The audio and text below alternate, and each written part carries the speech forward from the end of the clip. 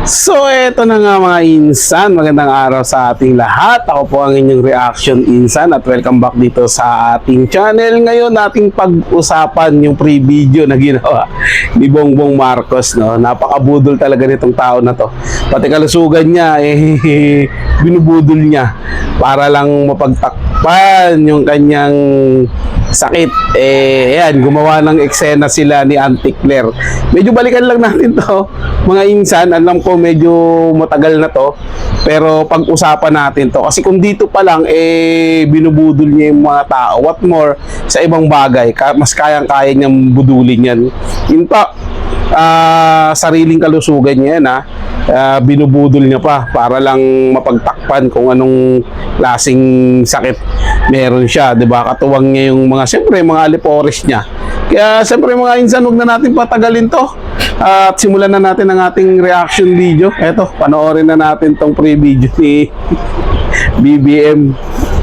Tila hirap ang Malacanang na makumbinsi ang taong bayan sa kanilang ipinakitang video ng di umano'y tunay na kalagayan ng kalusugan ni BBM. Nagsuspecha patuloy ang mga netizens na tila pre-recorded ang pinalabas na video sa Facebook page ng PCO na sana'y dapat nag-Facebook live na lamang itong si BBM para daw kapani-paniwala. Pero umani ng tanong at reaksyon ng pahayag ng Malacanang na hindi na raw kailangan ng medical bulletin sa kalusugan ni BBM. Talaga ba? Sa kabila ng kanyang pagkakadiagnose ng diverticulitis. Sa isang palace briefing, pinaliwanag ni PCO ang Secretary Claire Castro na karaniwan lamang naglalabas ng medical bulletin kung seryoso o life-threatening ang kondisyon ng isang opisyal na aniyay hindi naman ang kaso ng Pangulo.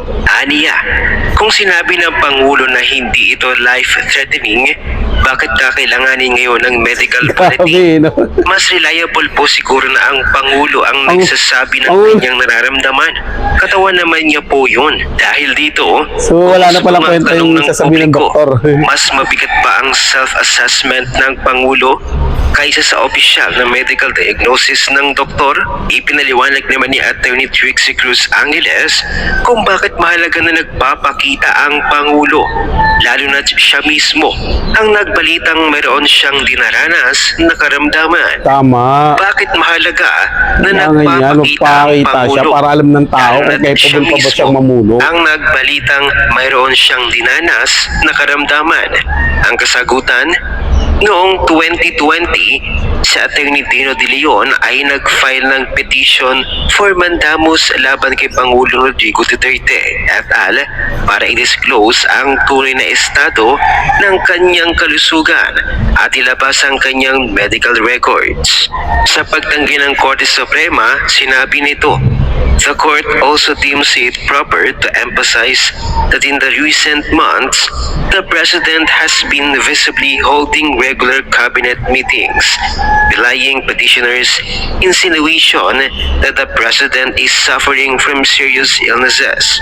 Further, the President's regular televised addresses to the nation as regards the government's response to the COVID pandemic show that the President has been actively performing his official duties. Apparently, petitioners' allegation that the President is seriously ill is unsubstantiated and is based merely on petitioners' surmises and conjectures regarding his perception of the declining health of the President. Based on the allegations in the petition itself, petitioner failed to establish the existence of a clear legal right that was violated or that he is entitled to the writ of mandamus prayed for.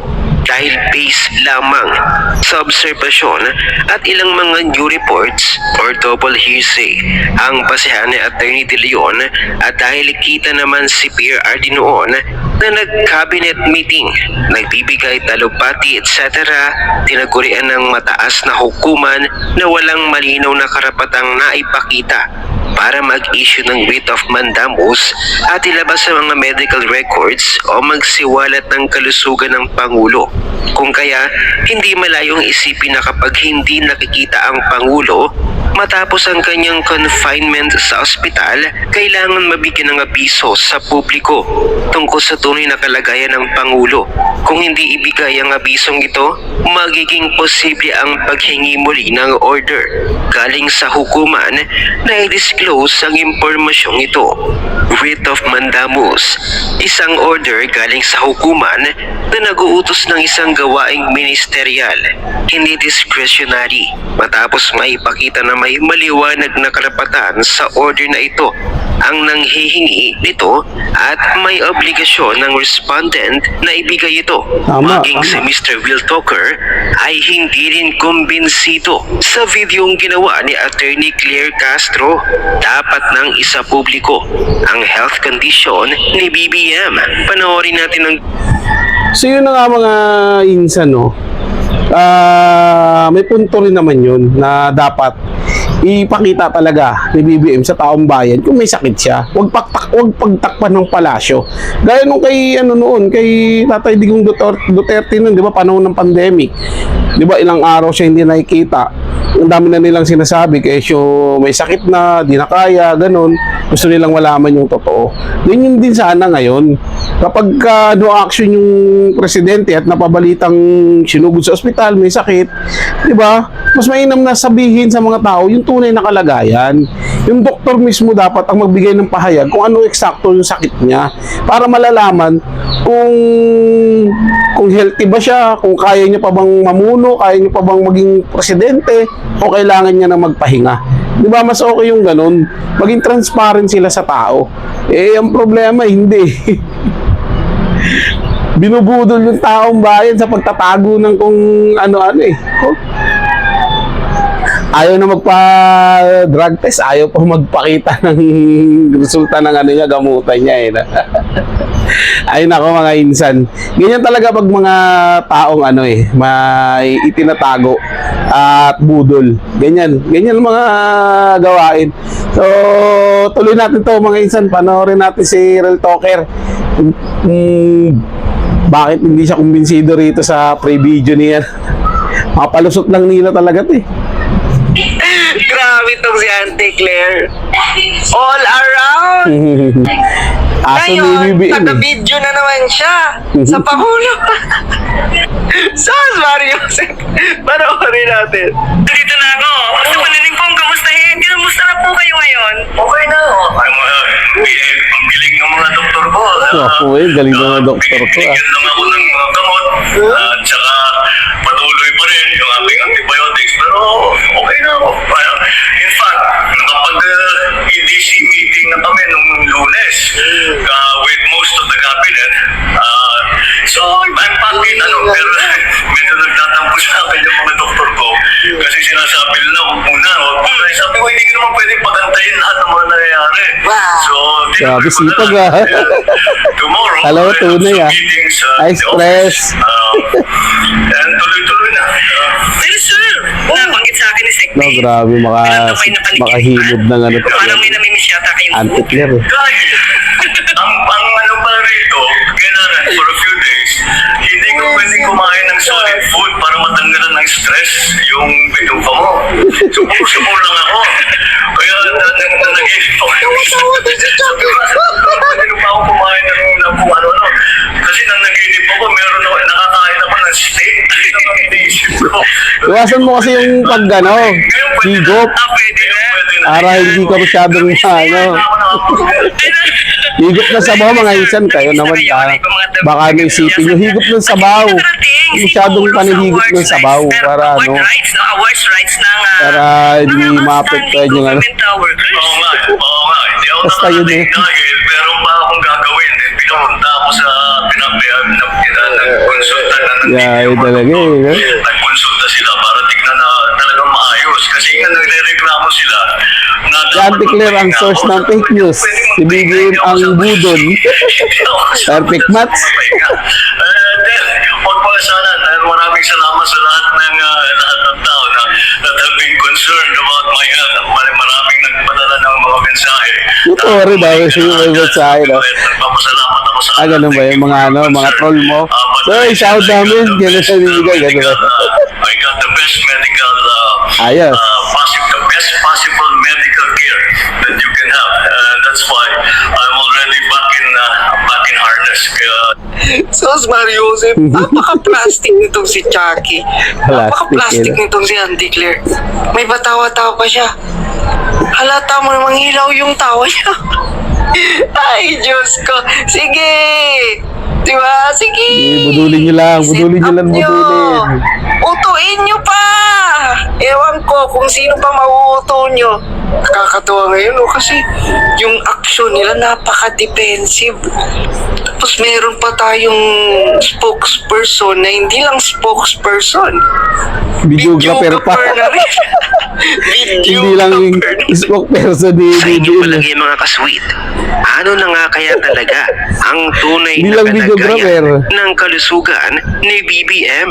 Malala na nga ba ito? Spokesperson O pa. dapat nang pumalit si VP Sara? Palitan na Kung kasi. sakaling hindi na talaga kayanin ng katawan Wala, hindi na ni kaya yan. BBM, ano ang inyong opinion? Huwag nang kalimutang i-share ang video na ito, mag-iwan ng comment at like. Oh, yun naman pala eh. Huwag nang patagalin. Palitan na. Kung may sakit na, hindi na kaya, magpahinga na. Ayun lang ang susi ng mga insan eh. Talaga to si Auntie Claire, oh. Patuloy na pinagtatakpan talaga eh. Kasi siyempre nga naman, wag napalitan si BBM, eh, wala na siyang trabaho. Balik na siya sa pagiging abogado, mga insan. Sorry. Mali ako, akin. Hindi abogado siya. Pwede nga rin siya maging politiko. Pag dadami yung ang kanila na mga kut. Ay nako. Alam mo, Mr. President, sa totoo lang ha, kung may maluba kayong sakit, wag kayong mahihiya na sabihin sa taong bayan. 'Di ba? Para naman maisama kayo sa kanilang dasal, sana gumaling kayo at maging maayos yung inyong kalusugan. Ang dami pa naman nagmamahal sa inyo. Lalo na yung mga troll ninyo. Paano na daw sila pag nawala kayo? Paano na nila matutupad yung kanilang mga pangarap na magkaroon ng maraming alahas at magkaroon ng Mustang? Ang dami na pa naman ngayon mga wannabe na nagsusumikap talaga para lang mapansin at mabayaran. So kayo mga insan, ano ang masasabi nyo sa pinagagawa natin presidente ngayon? Ultimo sarili niyang kalagayan no? Ipinagdadamot pa sa taong bayan. Ayaw pa sabihin ng totoo, sabihin mo na kasi kung malala o hindi, di ba? Para mapalitan na kagad. Kasi BP Sara, healthy yan. Willing na pumalit sa iyan. Umalis ka lang dyan sa pwesto mo. Kasi hindi nga pala mapayag yung mga mga pinklawan-dilawan, lalo na yung mga makakaliwa. Kagamitan nila yan si BBM para makaganti sa mga Duterte. Di ba? Yun ang totoo dyan. So yun lang mga insan, maraming salamat sa inyong panonood at ingat po kayo palagi. Paalam po.